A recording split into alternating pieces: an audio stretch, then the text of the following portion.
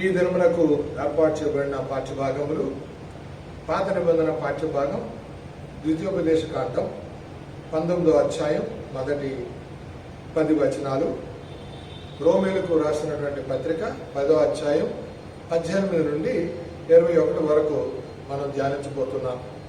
ధ్యానించడానికి మనం వెళ్లే ముందు ప్రార్థనలో దేవునితో పాటు మన సమయాన్ని గడపాలని నేను కోరుతూ ఉన్నాను. యెహోవా నా ఆశ్రయదుర్గమా, నీ సన్నిధికి రావడానికి, మమ్మల్ని సజీవ లెక్కలో నుంచి ఈ దినాన్ని నీ వాక్యాన్ని వినగలగడానికి నాయన నీ ఇచ్చిన కృపను బట్టి వందనాలు. అనేకులు ఈ సమయంలో లేరు నాయన, వారందరినీ జ్ఞాపకం చేసుకుంటున్నాం. మరి మా సంఘంలో మా ప్రియులు ఎవరైతే నేను అస్వస్థగా ఉన్నారో వారందరి కోసం ప్రార్థన చేస్తున్నాం తండ్రి. వారికి స్వస్థతను అనుగ్రహించండి. లేమిలో ఉన్న బిడ్డల్ని దర్శించండి నాయన, నీ కృపలో జ్ఞాపకం చేసుకోండి. సంఘాలని బలపరచండి తండ్రి.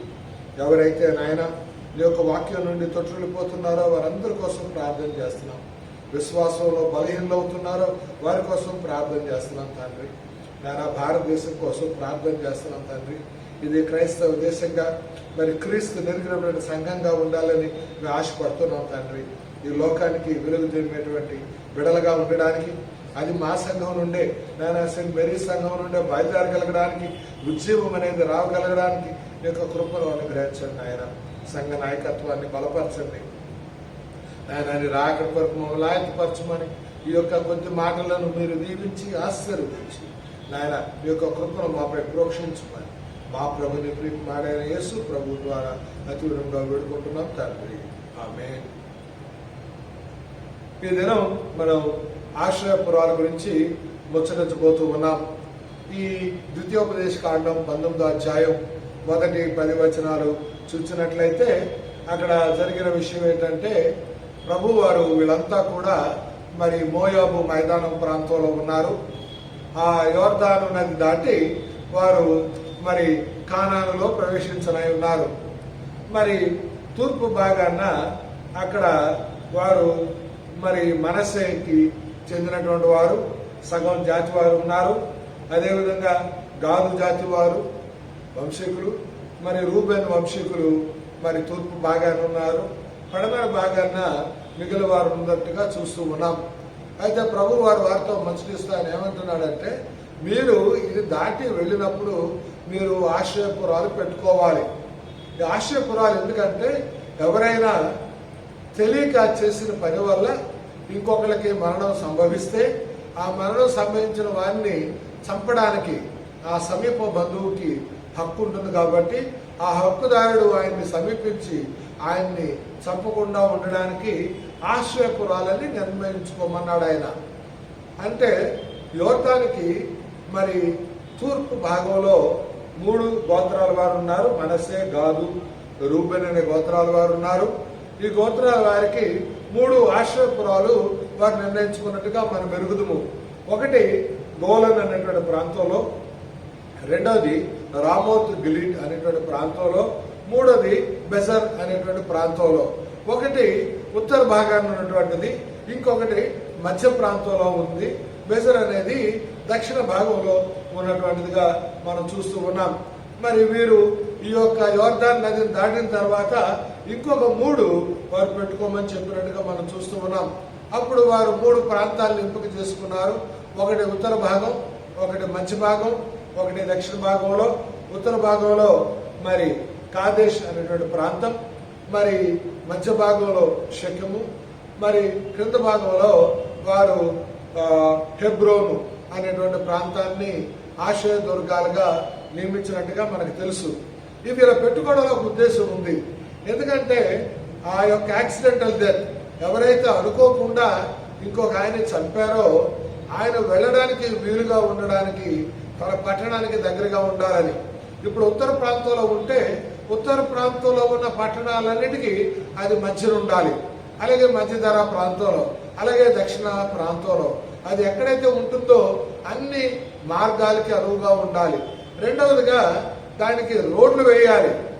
ఎత్తు పల్లాలు అనేవి ఉండకూడదు. ఒకవేళ అక్కడ నదులు ఉంటేనట ఆ నదుల మీద వారు వంతెనలు కట్టారట, కాలువల మీద నదుల మీద వాడు కట్టారట. కొండ అడ్డం వస్తే ఆ కొండను తవ్వారని కూడా చరిత్రకారులు చెప్తూ ఉన్నారు. దైవ గ్రంథంలో వ్రాయబడకపోయినప్పటికీ మనకి తెలిసినటువంటి సంఘటనలు ఉన్నాయి. ఇది ఎప్పుడు జరిగిందంటే క్రీస్తు పూర్వం 1435 సంవత్సరంలో జరిగిందని చెప్పి చరిత్రకారులు దీని గురించి మనకి తెలియజేస్తూ ఉన్నారు. మరి ఇది ఈ విధంగా 3 పట్టణాలు తూర్పు భాగాన్ని, 3 భాగాలు పశ్చిమ భాగాన్ని ఉన్నట్టుగా చూస్తూ ఉన్నాం. అంతేకాకుండా ఈ ఆశ్రయపురానికి వెళ్ళడానికి గాను దారిలో గుర్తులు ఉండేవట. ఇలాగ వెళ్తే మీరు ఆశ్రయపురాన్ని త్వరగా చేరుకోగలరని. ఎందుకంటే అనుకోకుండా మరణం సంభవించినప్పుడు మొదట ఆ బిడ్డ షాక్ లో ఉంటాడు. షాక్ లో నుండి తేరుకునేటప్పటికి ఆ దగ్గరున్న సమీప బంధువు ఎవరైతే చనిపోయారో ఆ బంధువు తెలుస్తుంది. ఆయన వచ్చి ఇది చంపేయచ్చు కాబట్టి ఈయన పరిగెత్తుకుంటూ అక్కడికి వెళ్ళవలసిన వాడు అయి ఉన్నాడు. కాబట్టి అవి గుర్తులు పెట్టినట్టుగా మనం చూస్తూ ఉన్నాం. మరి మనకు తెలుసు ఆ యొక్క దేవుని యొక్క గుడారం చుట్టూ 48 పురాలు లేవీయులకు ఇవ్వబడ్డాయి. ఈ 48 పురాల్లో 6 పురములు ఈ యొక్క ఆశ్రయ పురములుగా ప్రకటించబడ్డాయని అనేకులు చెప్తూ ఉంటారు. ఎందుకంటే మరి లేవీయులు ఉన్నది దేవుని యొక్క సన్నిధి చుట్టూ ఉంటున్నారు. వారు మరి అక్కడ శాంతి, సమాధానం, సహజీవనం చేయడానికి వీలుంటుంది. కాబట్టి ఆ ప్రాంతంలో వెళ్ళిన వారికి ఆతిథ్యం ఉంటుంది. వారిని ప్రేమిస్తారు. వారు ప్రియులు, బంధువులు వాళ్ళకి లేకపోయినా వీరే బంధువులుగా, ప్రియులుగా ఉండి వారు పొందవలసిన ఆప్యాయతను కొంతవరకు ఇవ్వడానికి వారు మరి ఇస్తారని చెప్పి తెలియజేస్తూ ఉన్నాను. అదే సంఖ్యాకాండం 30వ అధ్యాయం 9 నుండి 28 వరకు మనం కనుక చదివినట్లయితే దాంట్లో మరి చాలా విరివిగా వాడినట్టుగా మనం చూస్తూ ఉన్నాం. దాంట్లో ఏం చెప్పారంటే ఒక వాళ చెట్టు నరుకుతూ ఉన్నప్పుడు ఆ గొడ్డల యొక్క తల భాగం, ఎరుప ముక్క ఏదైతే ఉందో అది ఊడి ఇంకొక మనిషి మీద పడి చనిపోయినట్లయితే అనాలోచితంగా జరిగితే అతను ఆశ్రయపురానికి వెళ్ళవచ్చు. కర్రతోనే కొట్టాడు అనుకోండి, అనుకోకుండా ఆ కర్ర పడింది, దానివల్ల చనిపోతే మరి దానికి కూడా ఆయన పరిగెత్తుకుని వెళ్ళిపోవచ్చు. ఒక రాయి వేసి దేనన్నా కొడుతున్నాడు అనుకోండి, ఆ రాయి పొరపాటున మనిషి తలకు తగిలి అతను మరణం పొందితే అతను వెళ్ళవచ్చు. కానీ ఎవరైనా కనుక కావాలి అని కనుక అతని కోసం పొంచి ఉండి పథకం ప్రకారం హత్య చేస్తే అతను చంపబడాలి. ఎందుకంటే ఈ భూభాగం అనేది దీనికి యజమాని ప్రభువే. మనం ఎవరైనా అమాయకులు కనుక మరి హత్య చేసినట్లయితే వారి రక్తం దేవునికి మొరపెడుతూ ఉంటుందంట. అయ్యా, నేను అమాయకుడిని, నన్ను అనవసరంగా చంపేశారు, అందుకని నీ యొక్క శాపం, నీ యొక్క ఉగ్రత ఆ మనిషి మీద ఉండాలని. దేవుని యొక్క ఉగ్రత మనిషి మీదకి వస్తే మనిషి తట్టుకోలేడు, తాళలేడు. అందుకని చెప్పి ఏ ఇన్నోసెంట్ బ్లడ్ అంటే అమాయకుల రక్తం చిందించబడకూడదని మరి ఈ ఆశ్రయపురాలు పెట్టడం జరిగింది. మీరు అనుకోవచ్చు ఆశ్రయపురాలకు వెళ్ళడం ద్వారా వారు మరి ఎస్కేప్ అయిపోతున్నారు అని చెప్పి. ఎస్కేప్ అవడానికి వీల్లేదు. ఎందుచేతంటే ఆశ్రయపురానికి వెళ్ళినా ఆశ్రయపురంలో నుండి ఆయన తీసుకుని సంఘం ఎదుట తీసుకొని వస్తారు. సంఘం ఎదుట న్యాయాధిపతి ఉంటాడు. అక్కడ ఒక సాక్షి కంటే ఎక్కువ మంది సాక్షులు చెప్పాలి అది ఎలా జరిగిందో. దాన్ని బట్టి న్యాయాధిపతిగా చెప్తారు ఆయన శిక్షార్హుడా, శిక్షార్హుడు కాదా. శిక్షార్హుడు అని చెప్తే ఆ సమీప బంధువుకి అప్పచెప్తారు, ఆయన్ని వధించవలసి ఉంది. ఆయన శిక్షార్హుడు కాకపోతే సమాజం అంతా వెళ్ళి ఆయన తీసుకుని ఆశ్రయపురంలో ఆయన ఉంచుతారని తెలియజేస్తూ ఉన్నారు. తప్పు చేసిన వాడు తెలిసి చేసిన తప్పే, తెలియక చేసిన తప్పే. మరి ఈ ఆశ్రయపురాలకు వెళ్ళడం ద్వారా తన ప్రాణాన్ని అయితే తను కాపాడుకుంటున్నాడు. కానీ తన బంధుమిత్రాదులందరికీ దూరంగా జీవించవలసిన వాడు అంటున్నాడు. అక్కడట మరి వారు కావలసినవన్నీ అతనికి ఇచ్చినప్పటికీ అదొకలాంటి ఒంటరి జీవితమే గడపాలంట. ఒక గదిలో తను ఉండాలి. అంటే తను ప్రార్థన చేసుకోవడానికి కావలసిన మార్మర్స్ తను పొందడానికి, పశ్చాత్తాపడడానికి, తను చేసిన తప్పు కాబట్టి తన తప్పును ఒప్పుకోవడానికి, తనకు తెలియచేసినా కూడా తప్పే కాబట్టి తను ఆ యొక్క మార్పు పొందడానికి, రూపాంతరత శక్తిని అనుభవించడానికి ఆ యొక్క ప్రాంతాన్ని ఆశ్రయ దుర్గాలు పెట్టినట్టుగా చూస్తూ ఉన్నాం. ఈ ఆశ్రయ దుర్గానికి వెళ్ళేటప్పుడు నేను చెప్పాను సమీప బంధువు అని. సమీప బంధువు అనేటువంటి మాటను హెబ్రీ భాషలో గోయల్ అనేటువంటి మాట వాడారు. ఈ గోయల్ అనే మాటకు అర్థం ఏంటంటే, ఒకవేళ ఎవరైనా మరి ఏదన్నా శిక్ష పొందవలసి ఉండి మరి విమోచన క్రయధరం కనుక చెల్లించవలసి ఉంటే ఈ సమీప బంధువు వెళ్ళి ఆ విమోచన క్రయ ధనాన్ని ఇచ్చి తన యొక్క బంధువుని విడిపించవలసిన వాడై ఉన్నాడు. ఎవరికైనా ఒకవేళ వివాహం కాక తనకి కనుక వివాహం చేసుకునే యోగ్యత ఉన్నట్లయితే మరి ఆ విధంగా బంధువులు కూడా వివాహం ద్వారా విమోచన కల్పించేటువంటి వాడే ఈ సమీప బంధువు అని తెలియజేస్తూ ఉన్నారు. ఈ సమీప బంధువులట మరి వారి బంధువుల కోసం అనేక రకాలైనటువంటి శ్రమలు పడేవారట. వారి భూమిని ఇంకొకరు కనుక ఆక్రమించుకుంటే ఆ భూమిని వారు వెళ్ళి స్వాధీనం చేసుకుని తన సమీప బంధువుకి తీసుకొచ్చి దాన్ని ఇచ్చేవారట. ఇక్కడ ఈ సమీప బంధువు యేసు ప్రభుకి సాదృశ్యంగా ఉన్నారు. అంటే ఆయన జనాంగాన్ని ఎవరైతే నాశనం చేయాలని చూస్తారో వారిని దేవుడు నాశనం చేస్తాడు. మనకు తెలుసు బబులోను, అస్సీరియా రాజ్యాలు ఆ దినాల్లో మరి ఇశ్రాయేలు వారిపై దండెత్తి వారిని నాశనం చేయాలనుకున్నారు సమూలంగా, కానీ వారు చేయలేకపోయారు. ఈ దినాన్ని అస్సీరియలు, బబులోను దేశస్తులు మరి ఆ దేశాల యొక్క సామ్రాజ్యం యొక్క మాటలు ఎక్కడా లేకుండా పోయినాయి. ఏవో తవ్వకాల్లో అవి బయటపడుతూ ఉన్నాయి, కానీ సజీవమైనటువంటి దేశాలుగా అవి లేవు అని మీకు తెలియజేస్తూ ఉన్నాను. ఈ ఆశ్రయపురం కూడా క్రీస్తు ప్రభు వారికి సాదృశ్యమే.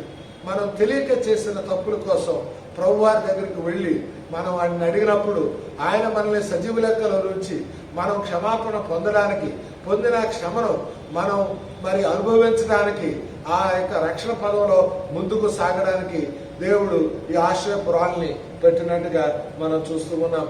అంతేకాకుండా మరి అక్కడ ఏమని వ్రాయబడి ఉన్నదంటే,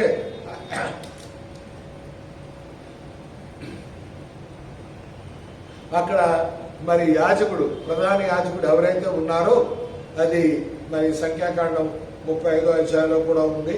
ఆ యొక్క మరి ప్రధాన యాజకుడు చనిపోయిన తర్వాత ఎవరైతే మరి ఈ యొక్క ఆశ్రయపురాల్లో ఉన్నారో, తెలియక హత్యలు చేశారో లేదా ఇంకొకరు చంపబడ్డారో వారు విమోచన, విడుదల పొందవచ్చునట.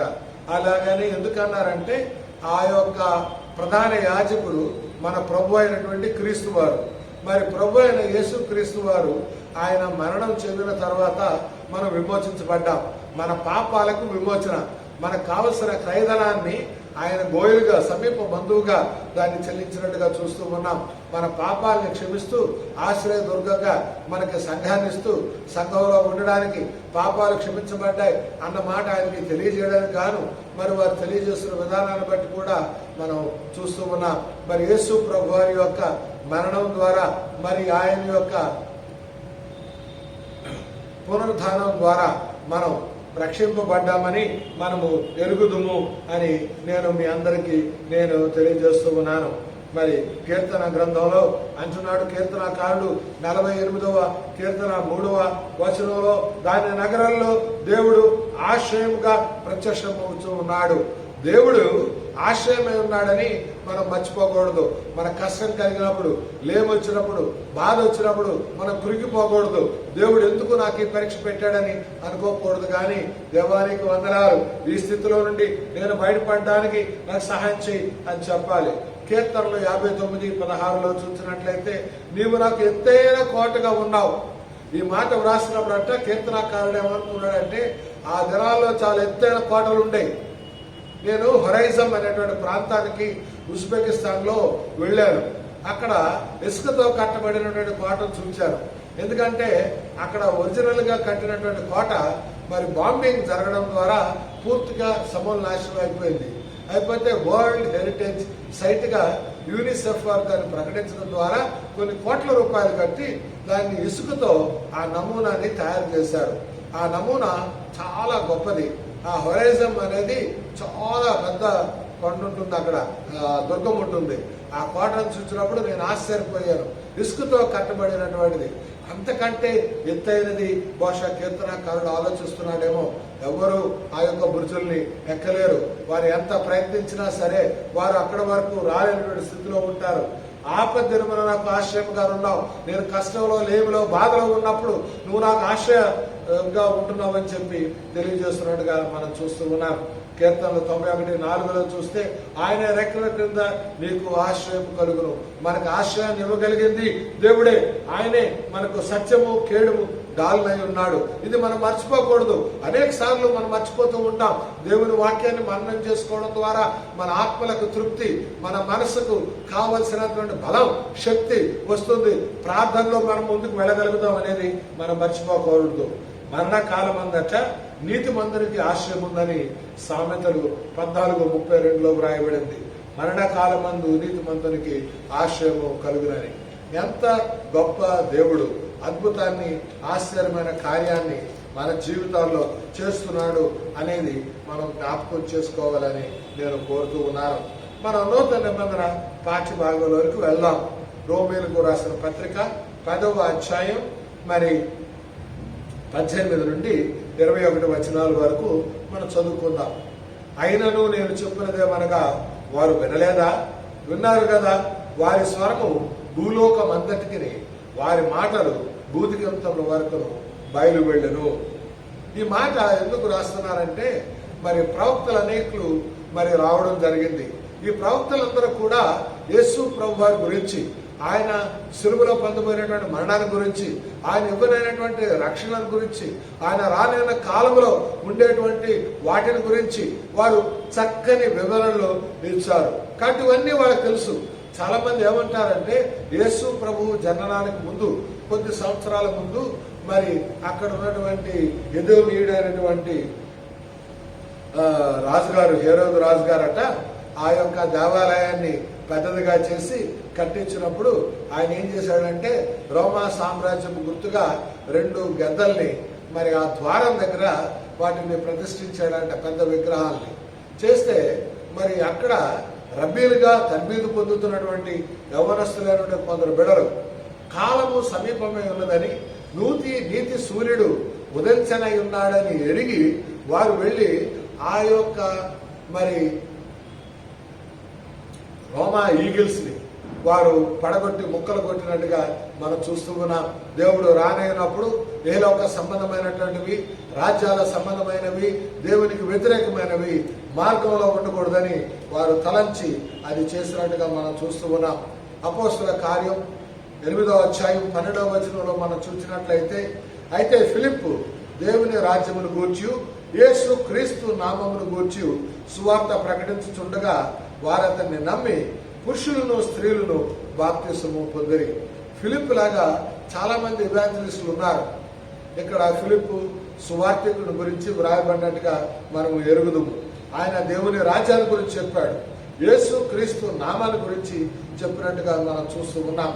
అంతేకాకుండా గలతీయులకు రాసిన పత్రిక 3వ అధ్యాయం 8వ వచనంలో మనం చూస్తే, దేవుడు విశ్వాస మూలముగా అన్ని జనులను నీతిమంతులుగా తీర్చునని లేఖనము ముందుగా చూచి నీ యందు అన్ని జనులందరూ ఆశీర్వదింపబడుదురని అబ్రహామునకు సువార్తను ముందుగా ప్రకటించను. అబ్రహాము యూదులకు తండ్రిగా ఎంచబడ్డాడు. అబ్రహాముకు ఉన్న ఆశీర్వాదాలను మేము స్వతంత్రించుకునేటువంటి నిబంధన సంబంధమైన వంశీకులము అని చెప్పుకునేవారు, రక్త సంబంధికులమని చాలా విర్రవీగేవారు. ఇశ్రాయేలు జనాంగం, యూదులైనటువంటి వారు, వారితో ముందుగానే చెప్పబడింది అన్యజనులందరూ కూడా ఆశీర్వదించబడతారని. ఆశీర్వాదం ఒక్క ఇశ్రాయేలు జనాంగానికి కాకుండా అందరికీ ఇవ్వబడినటువంటి ఆశీర్వాదంగా ఉంది. వీరు ఏ విధంగా ఆశీర్వదించబడ్డారు? వారు ఎప్పుడైతే సువార్తను విన్నారో, యేసు ప్రభు సువార్తను ఎందరైతే అంగీకరించారో, ఎవరైతే పశ్చాత్తాపంతో సిలువ దగ్గరికి వచ్చి మోకరించి ప్రభువా నువ్వు నా రక్షకుడిగా ఉండు, నీ యొక్క రక్తంలో నన్ను కడుగు తండ్రి అని చెప్పి వేడుకున్నారో వారందరూ కూడా మరి ఆశీర్వాదాన్ని పొందినట్టుగా మనం చూస్తూ ఉన్నాం. మనం కనుక మరి 19వ వచనం చూసినట్లయితే, మరియు నేను చెప్పినది ఏమనగా ఇశ్రాయేలులకు తెలియకుండినా జన్మ కాని వలన మీకు రోషము పుట్టించెదరు, అవివేకమైన జనుల వల్ల మీకు ఆగ్రహము కలుగజేసేదరు. మరి యూదులు ఆ సునగోగులో ఆరాధన చేసుకునేటప్పుడట, మరి ఆరాధనలో భాగంగా మరి వారు పంచగ్రంథాలు అంటే మొదటి 5 భాగాలు, అదేవిధంగా ప్రవక్తల గురించి కూడా వారు చదువుకునేవారట. ఈ 2 భాగాలు చదువుకున్న తర్వాతే వారు ఆ వాక్యం గురించి ఎవరైనా ఆదరణకరమైన వాక్యాలు చెప్పడానికి ఉంటే మీరు వచ్చి ఆదరణకరమైన వాక్యాలు చెప్పమనేవారట. రబ్బీలు వచ్చి దాన్ని ఏ విధంగా వారి జీవితంలో అన్వయించుకోవాలో వారు తెలియజేస్తూ ఉండేవారట.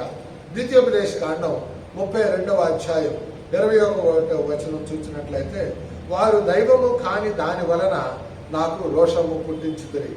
ఇశ్రాయేలు జనాంగం అన్య జనాంగం చేసేటువంటి పనులకు వారు బానిసలై రోషము దేవునికి పుట్టించినట్టుగా మనం చూస్తూ ఉన్నాం.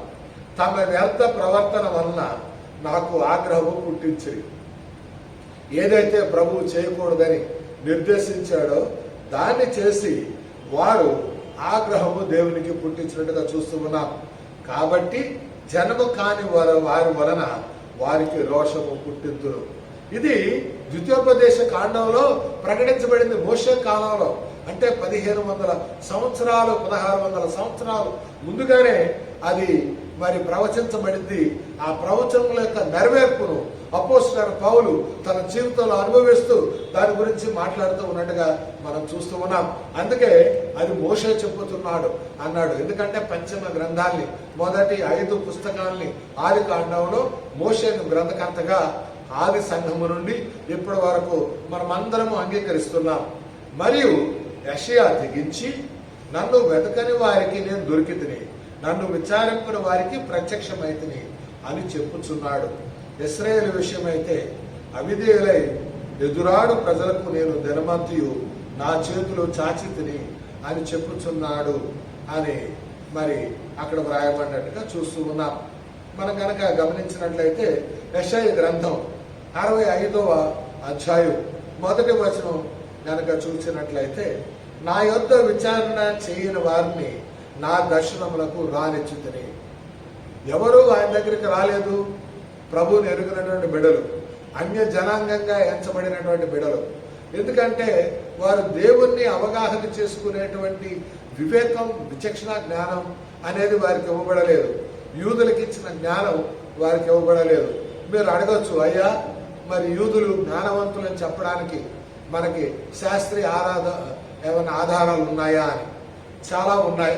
అందులో ఒక చిన్న ఆధారం ఏంటంటే, నోబెల్ ప్రైజ్ పొందినటువంటి వారిలో 86% మరి ఇశ్రాయేలు దేశానికి చెందిన వారు కానీ వారి సంతతి వారు కానీ ఉంటున్నారు నోబెల్ ప్రైజ్ విన్నర్స్గా. మరి మిగిలిన ప్రపంచం అన్ని జాతులు అందరూ కూడా 16% కంటే తక్కువగానే ఉన్నారు. ఇది ఒక విధంగా శాస్త్రీయ నిరూపణ అని నేను మీకు తెలియజేస్తూ ఉన్నాను. నన్ను వెదకని వారికి నేను దొరికితిని. వారు తెలియనటువంటి ఇదిలో, అవివేకములో, అజ్ఞానములో ఉన్నటువంటి వారట. వారు తెలియని దేవునికి అని ఆరాధన చేసినటువంటి బిడలు. సజీవుడైనటువంటి దేవుడు ఉంటే మమ్మల్ని దేవా మమ్మల్ని క్షమించు, నీవు దేవుడు అయితే మాకు ప్రత్యక్షమవు, దేవా నీ వాక్యం ద్వారా మాట్లాడు, నీ సేవకుడి పంపు అని ఎలుగెత్తి ప్రార్థన చేసినటువంటి సంఘటనలు ఎన్నో ఉన్నాయి. సంతాల్ జాతి వారి గురించి ఒకసారి చాలా సంవత్సరాల ముందు నేను ఒక పుస్తకం చదువుతున్నప్పుడు బీహార్లో ఉన్నారు. వారట ఆ యొక్క రేడియో వర్తమానాన్ని విని సంతాలీ భాషలో వారే నదిలోకి వెళ్ళి వారే బాప్తిసం తీసుకున్నారట. తండ్రి కుమార పరిశుద్ధాత్మ పేర మమ్మల్ని మేమే బాప్తిసం తీసుకుంటున్నాం, మా పాపాలు ఒప్పుకుంటున్నాం, యేసు క్రీస్తు నామమే మాకు రక్షణ, మరి ఏ నామాన్న రక్షణ లేదని. వారు అన్యులు, భాష లేదు, చదువుకోలేదు, వారికి అప్పటికింకా సరైనటువంటి లిపి లేదు, వారికి బైబిల్ లేదు, వాళ్ళకి చెప్పేటువంటి వాడు లేడు.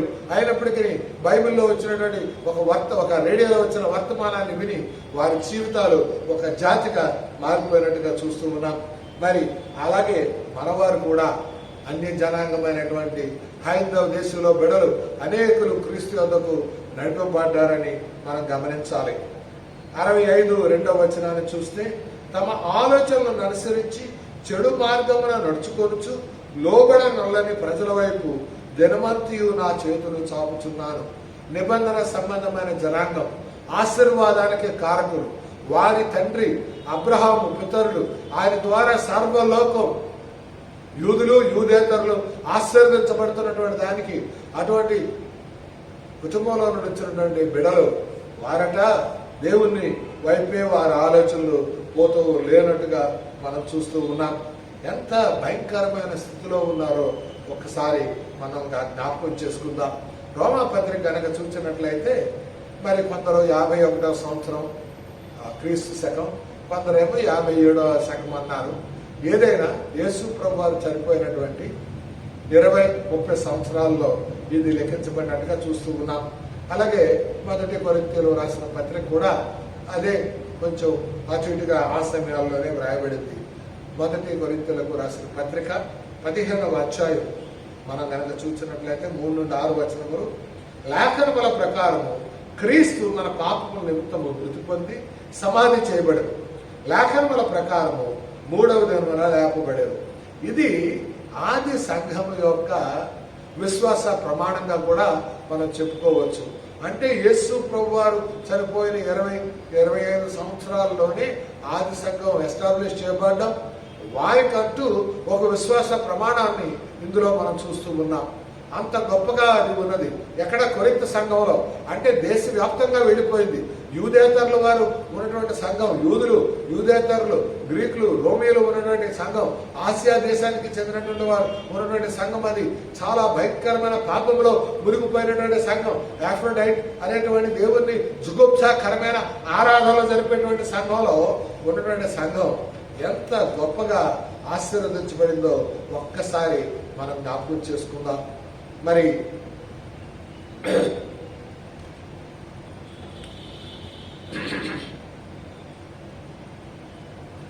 హోషేయ గ్రంథం 11వ అధ్యాయం 8వ వచనం చూద్దాం.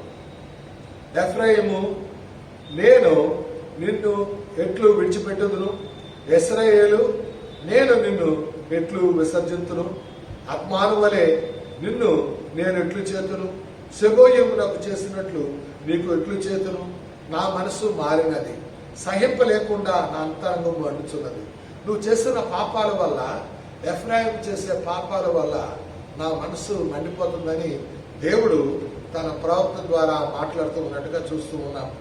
మనం అదే ద్వితీయోపదేశ కాండం 29వ అధ్యాయం 23వ వచనంలో చూసినట్లయితే, యెహోవా కోపాగ్నితో నశింపజేసిన సొదొమ గొమొర్రా, ఆత్మ, సెబోయిము గంధకము చేత ఉప్పు చేత చెడిపోయినాయి అటలు.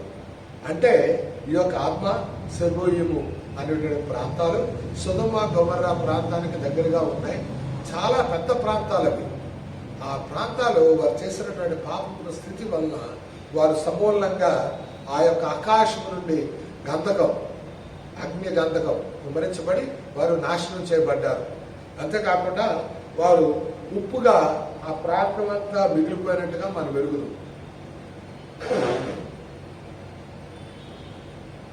అక్కడ అంటున్నాడు, మీరు ఎన్ని తప్పులు చేసినా కూడా నేను వారిని నాశనం చేసినట్టుగా సమూలంగా నేను నాశనం చేయలేనని. దేవుడు మనం ఎన్ని పాపాలు చేసినా కృప కలిగినటువంటి వాడు, నిబంధన సంబంధమైన దేవుడు. మనల్ని నాశనం చేయాలని ఆశపడేవాడు కాదు. తనకి కృప, ప్రేమే ముందు నడుస్తూ ఉంటాయి, తర్వాతే ఆయన రైచియస్నెస్ అండ్ జడ్జ్మెంట్. అందుకని ఆయన మన ఆశ్రయం. ఈ దినాన్ని మనం చెప్పుకున్నటువంటి మాట ఆశ్రయ దుర్గము, ఫోర్ట్రెస్ ఆఫ్ రెఫ్యూజ్. ఆయన మనల్ని నాశనం చేసేటువంటి దేవుడు కాదు.